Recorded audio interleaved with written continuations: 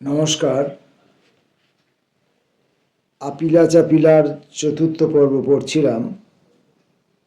আজকে চতুর্থ পর্বের বাকি অংশটুকু পড়ব।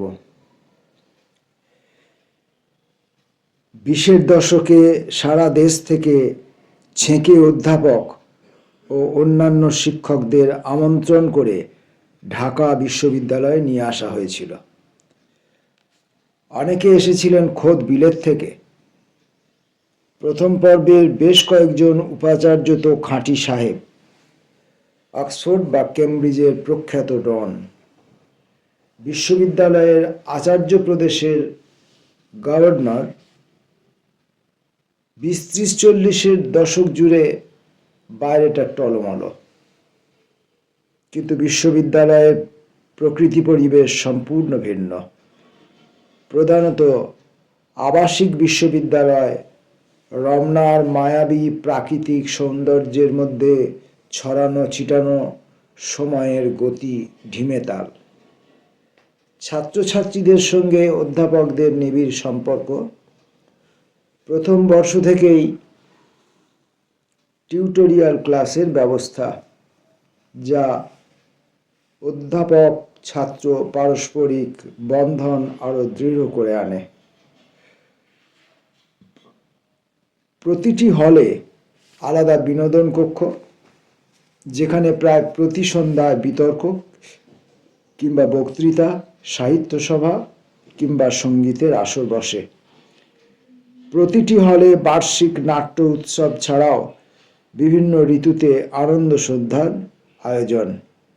ঢাকা জগন্নাথ হলে একটু বেশি, সলিমুল্লাহ হলে একটু কম।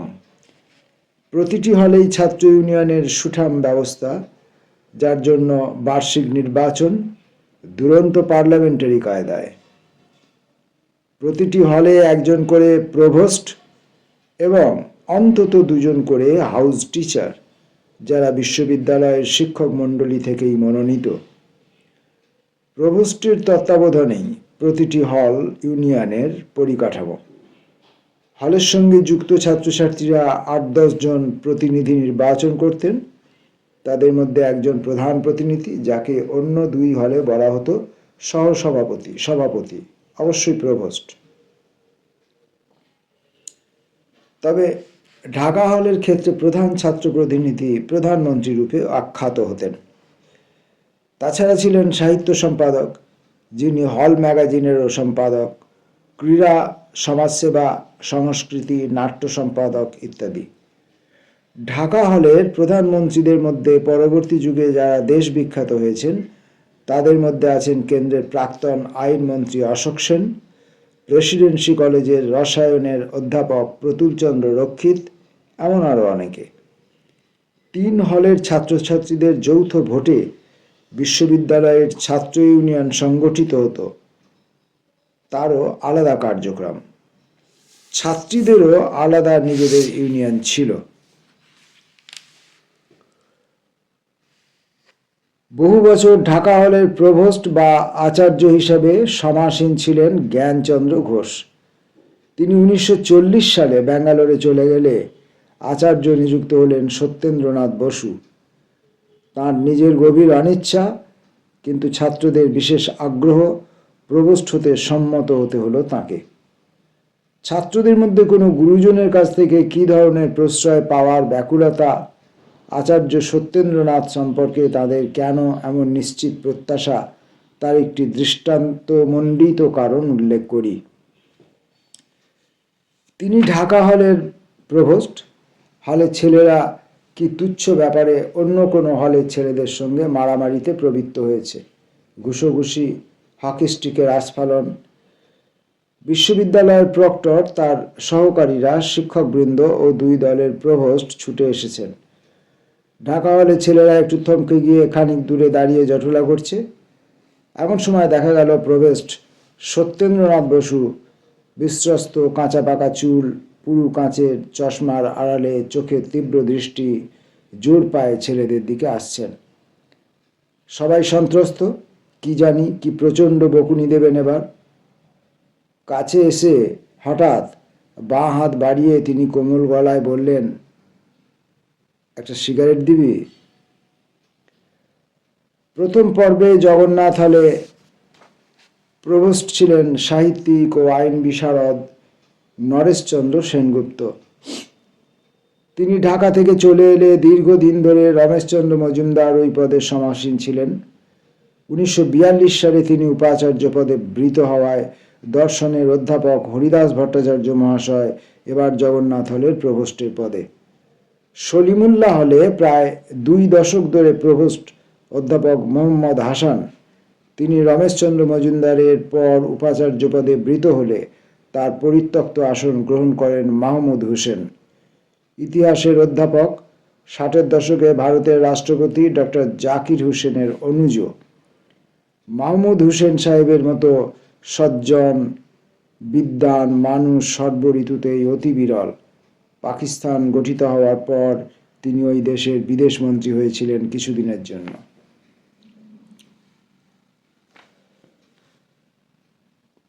বুদ্ধদেব বসু ও অজিত দত্ত 20-এর দশকের উপান্তে 30-এর দশকের গোড়ায় জগন্নাথ হলের সঙ্গে যুক্ত হয়ে বিশ্ববিদ্যালয়ের ছাত্র ছিলেন।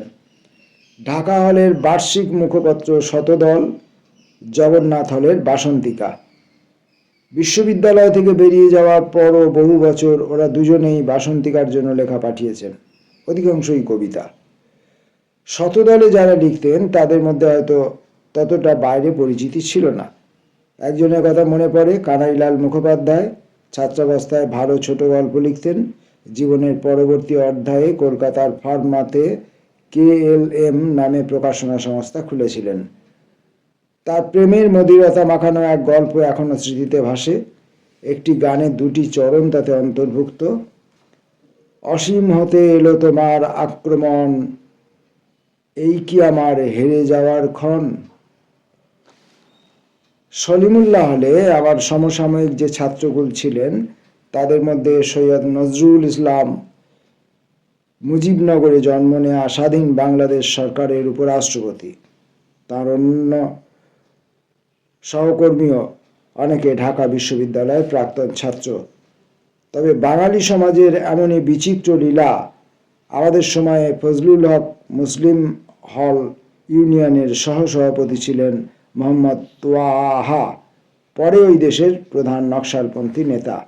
কখনো জেলে যাচ্ছেন, কখনো পালিয়ে বেড়াচ্ছেন। কয়েক বছর হলো গত হয়েছেন।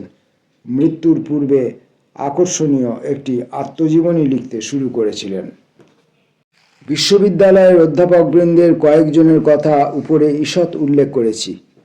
এবার একটু বিশদে যেতে হয়। প্রায় হলপ করেই বলতে পারি, ঢাকা বিশ্ববিদ্যালয়ের প্রথম 25 বছর প্রায় যে কোনো বিভাগে শিক্ষক মণ্ডলীর জ্ঞান, মেধা, প্রতিভার জুড়ি সারা দেশে ঢুঁড়ে পাওয়া সত্যই মুশকিল হতো।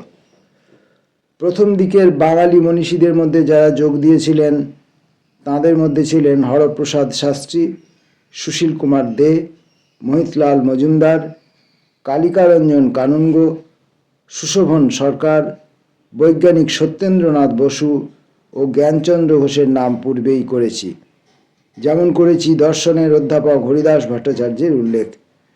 প্রথম দিকে 2 দুঁদে উপাচার্য ল্যাংলি ও হাটগ সাহেব, বাংলা সাহিত্য বিভাগে মোহাম্মদ শহীদুল্লাহ, চারুচন্দ্র বন্দ্যোপাধ্যায় ও জসিমউদ্দিন, পদার্থবিজ্ঞানে KS Krishnan, Walter Jenkins, Kedareswar Bandyopadhyay ও সতীশ রঞ্জন খাস্তগির, যারা পরবর্তীকালে কলকাতায়, ব্যাঙ্গালোরে, কাশীতে প্রথিতযশা বিজ্ঞানী হিসাবে নাম কিনেছিলেন।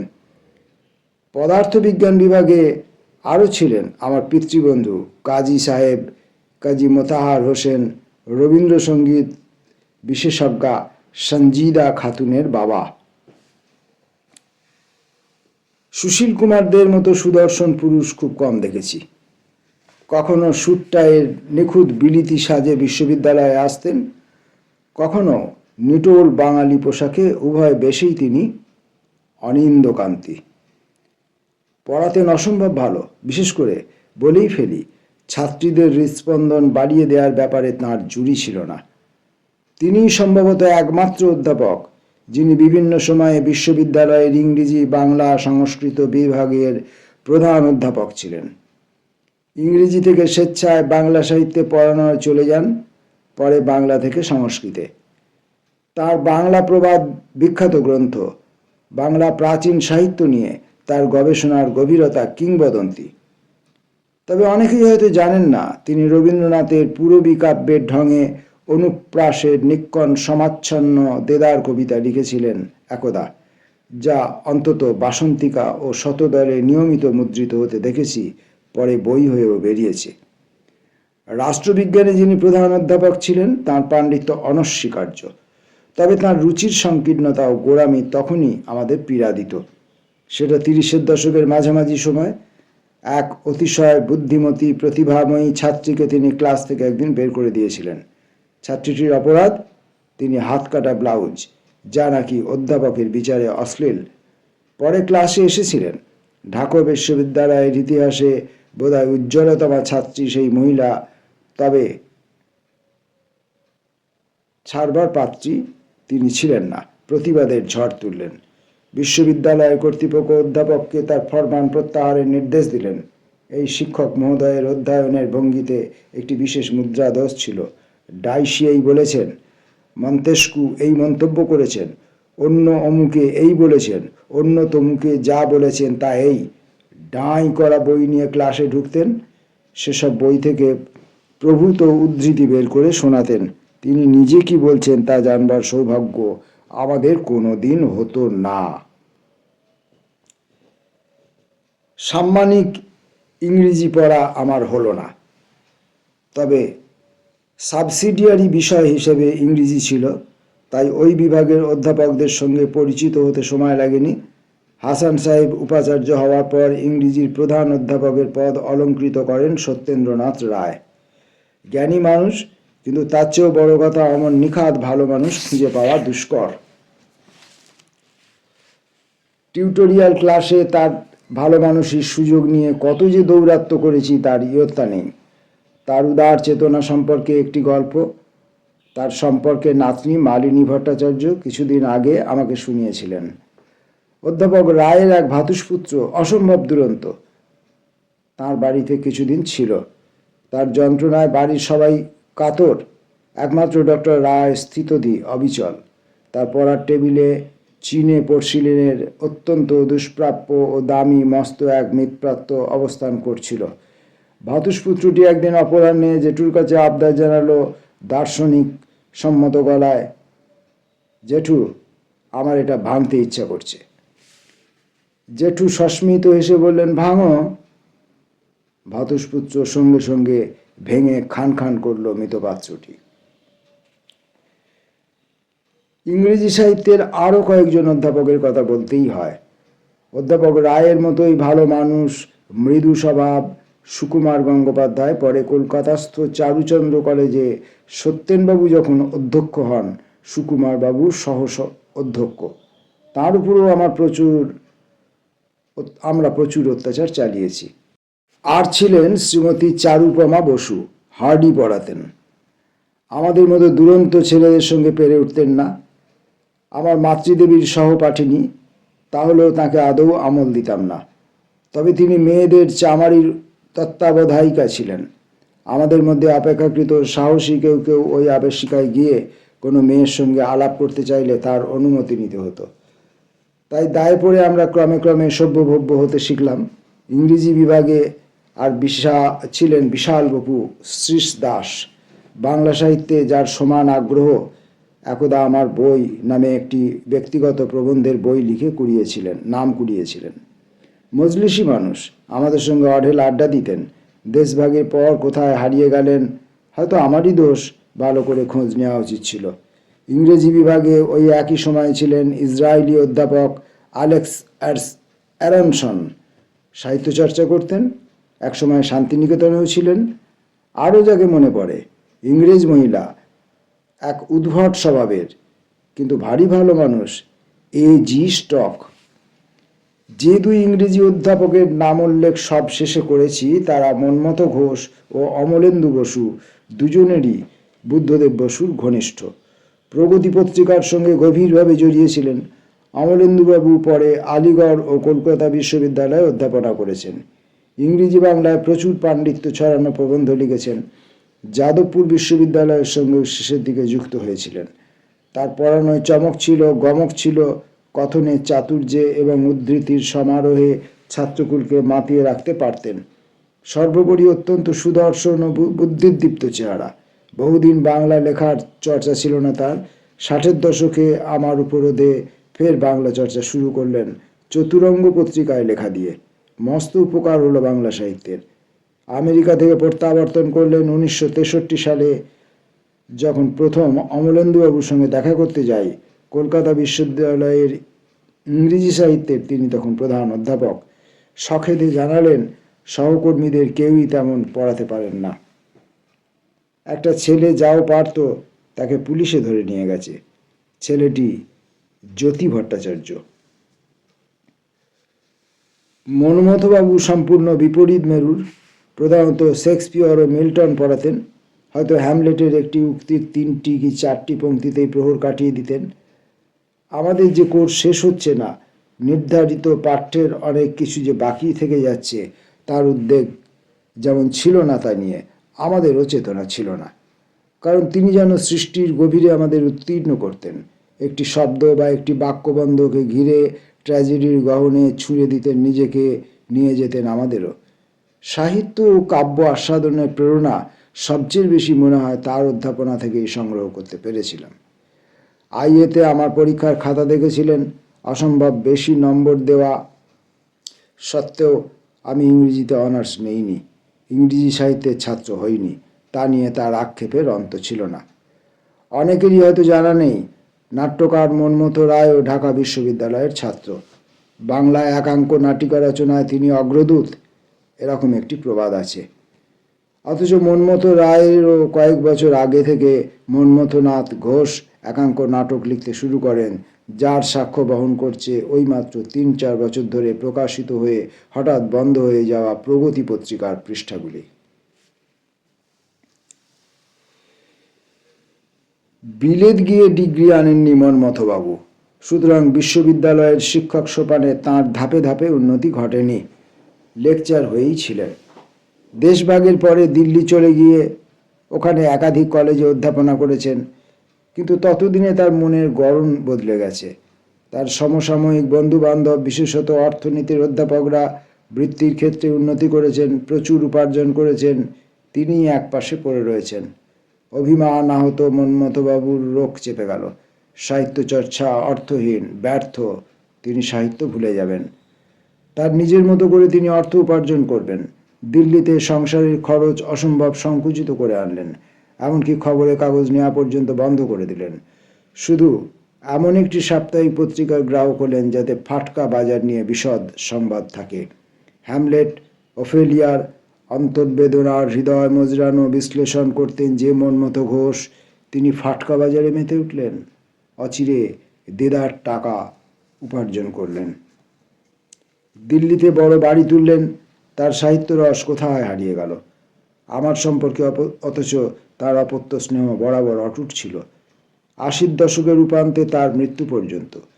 শেষের দিকে দিল্লি গিয়ে দেখেছি তার বিনোদনের উপকরণ বাজি ধরে কন্ট্রাক্ট বীজ খেলা একমাত্র পাঠ্য হ্যারল্ড রবিন্স আমার কাছে অত্যন্ত পৃথিবীতে এবং বিধ ট্র্যাজেডির তুলনা নেই। আমার কাছে অন্তত পৃথিবীতে এবং বিধ ট্র্যাজেডির তুলনা নেই। সব শেষে অর্থনীতি বিভাগের প্রসঙ্গে আসি। এখানেও ডাকসাইডে শিক্ষকদের সমারোহ। ভারতজোড়া খ্যাতিপূর্ণ অধ্যাপক পানান্ডিকর বেশ কয়েক বছর আগেই মুম্বাই ফিরে গেছেন। যোগীশচন্দ্র সিংহ মশাইও তেমনি কলকাতায় প্রত্যাবর্তন করেছেন। কিন্তু যারা ছিলেন তারাই যথেষ্ট। প্রধান অধ্যাপক হীরেন্দ্রলাল দে তখনকার দিনে লন্ডনের ডিএসসি। তিনিও খানিক বাদে ট্যারিফ কমিশনের চেয়ারম্যান হয়ে মুম্বাই চলে গেলেন। তখন বিভাগীয় প্রধান হলেন অধ্যাপক কৃষ্ণ বিনোদ সাহা। অর্থনীতির তত্ত্ব নিয়ে তার মৌলিক গবেষণা ছিল। পড়াতেন চমৎকার, কিন্তু তার অধ্যাপনার সঙ্গে স্বল্প বাকের অদ্ভুত সমাহার। খুব কম কথায় যা বোঝাবার বুঝিয়ে দিতেন। যারা সেটুকু সময়ের মধ্যে বুঝতে পারত না তারা সংকটে পড়তেন। তার বাক মিতব্যয়িতা সম্পর্কে একটি গল্প আমাকে বলেছিলেন অর্থনীতি বিভাগের অন্যতম শিক্ষক পরিমল রায়। বাইরে যার গাম্ভীর্যের মুখোশ, কিন্তু অন্তর্রসে টইটম্বুর। ইনিও প্রগতি দলের অন্তর্ভুক্ত, বুদ্ধদেব বসুর বন্ধু। আশ্চর্য ভালো ছড়া ও ব্যক্তিগত প্রবন্ধ লিখতেন। তার রসালো প্রবন্ধের একটি সংগ্রহ ইদানিং কিছুদিন আগেও বাজারে পাওয়া যেত। তবে তার লেখা অমূল্য ছড়াগুলি সংগৃহীত হয়নি। বাংলা সাহিত্যের পক্ষে সেই ক্ষতি অপূরণীয়।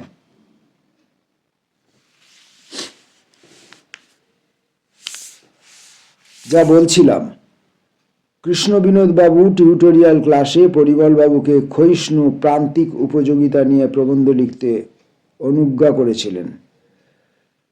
পরিমল রায় সাহিত্য সম্পৃক্ত মানুষ। ওই তত্ত্বের ব্যাখ্যা করতে গিয়ে উদাহরণের শরণাপন্ন হলেন। লিখলেন, প্রবল তৃষ্ণার মুহূর্তে কেউ যদি এক পেয়ালা চা হাতে ধরে দেয়, তা পান করে গভীর তৃপ্তির উদ্রেক হয়। যদি তারপর দ্বিতীয় এক পেয়ালা চা পান করতে দেওয়া হয়, প্রাপক খুশি মনে তাও পান করেন। তৃতীয় পেয়ালা গ্রহণের অনুরোধ জানালে ভদ্রতাবশত কোনো ক্রমে গিলে নেন, তবে ততটা তৃপ্তি হয় না। অতঃপর চতুর্থ পেয়ালা তার হাতে গুজবার চেষ্টা হলে তিনি ধন্যবাদ সহ প্রত্যাখ্যান করেন। এই ঘটনাক্রম ক্ষয়িষ্ণু প্রান্তিক উপযোগিতার নিদর্শন। প্রবন্ধটি পাঠান্তে কৃষ্ণ বিনোদ বাবু নাকি মন্তব্য করেছিলেন, চতুর্থ পেয়ালাটি ধন্যবাদ সহ অথবা বিনা ধন্যবাদে প্রত্যাখ্যাত হলো কিনা তা জানতে অর্থনীতিশাস্ত্রে আমাদের আগ্রহ নেই। পরিমল বাবু ঢাকায় আমাদের বছর 2 হয়তো পড়িয়েছিলেন, কিংবা তারও কম, কারণ ততদিনে দেশভাগের পূর্ব সংকেত শুরু হয়ে গিয়েছে। তিনিও দিল্লিগামী হন। প্রথমে রাম যশ কলেজে, পরে IAS ট্রেনিং স্কুলে। কয়েক বছর বাদে যখন দিল্লি স্কুল অব ইকোনমিক্সে যোগ দিই, পরিমল বাবুর বাড়িতে বাঁধা আড্ডা, সেই বর্ণনা পরে দেব। দিল্লি ত্যাগ করে পরিমল বাবু পরে সম্মিলিত জাতিপুঞ্জে কাজ নিয়ে নিউ ইয়র্ক চলে যান।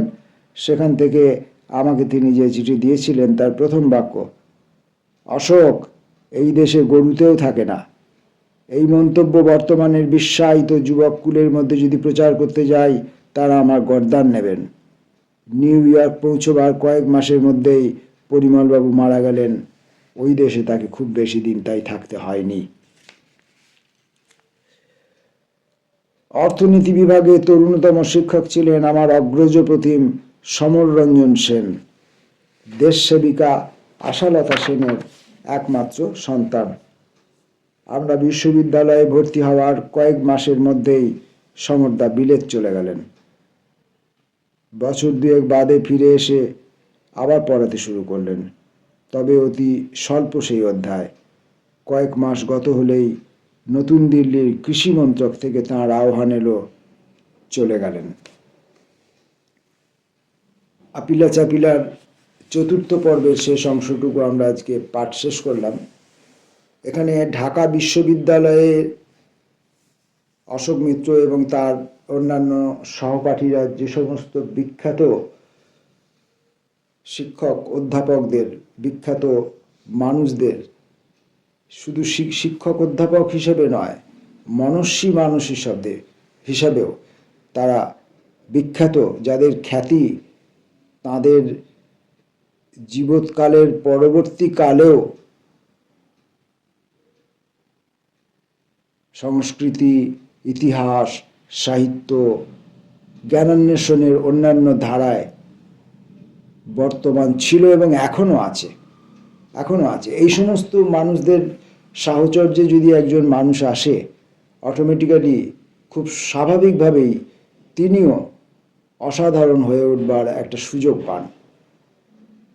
আমরা এই যে সামান্যতম শিক্ষার 1-2টি সিঁড়িতে আমরা ওঠার সুযোগ পেয়েছি, সেখানে এই রকম কোনো সুবর্ণখচিত গ্যালাক্সি ছিল না। অন্ধকার পরিবেষ্টিত, দারিদ্র বেষ্টিত, অজ্ঞানে পুষ্ট, অশিক্ষায় পুষ্ট, লাঞ্ছনা জর্জরিত আমাদের ছেলেবেলা, আমাদের কৈশোরবেলা, এমনকি আমাদের যখন যৌবনকাল, তখনও রাজনীতি এবং অর্থনীতি দেশকে চরমভাবে শোষণ করছে। স্বাধীন দেশে চরমভাবে শোষণ করছে এবং যুবক যুবতীরা তারা কাজ পাচ্ছেন না, তারা জীবনের দিশা পাচ্ছেন না।